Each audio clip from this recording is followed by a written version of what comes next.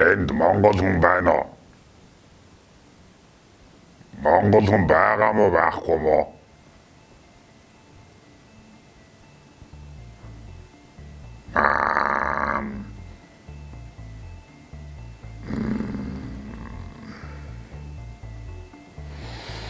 Монгол хүн байна уу?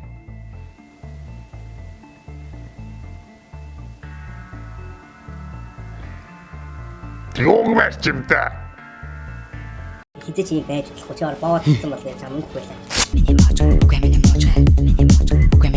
Сэн бод. Тэрний хажууд манай Монгол улсын хөгжлийн нууц болж эхлээсээ нууц байгаа байхгүй тий. Би юу хийж өгч вэ?